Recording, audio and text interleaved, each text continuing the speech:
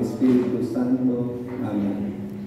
Banal na Diyos at dakilang Ama, Diyos na may likha ng langit at lupa, ng lahat ng nakikita at hindi nakikita, Diyos ni Abraham, ni Isaac at ni Jacob.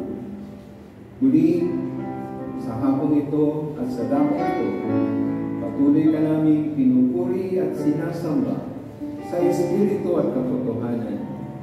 Niluwalhati at pinasasalamatan ka namin sa iyong kabutihan at katapatan, at humihingi kami ng kapatawaran para sa aming mga kasalanan.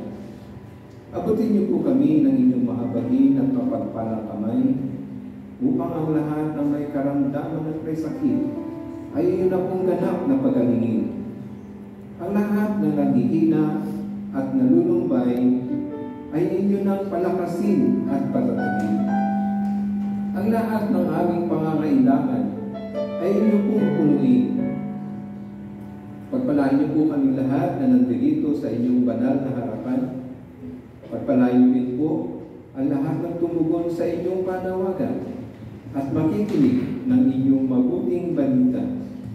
Pagpalain niyo po kami sa aming pakikinig sa inyong mabuting balita, at higit sa lahat, pagpalain niyo po ang inyong mabuting balita upang maging daluyan ng inyong tanda, himala, kababalaghan, pagpapala at kapangyarihan. Ito po ang aming samot dalangin sa ngalan ng Ama at ng Anak at ng Espiritu Santo.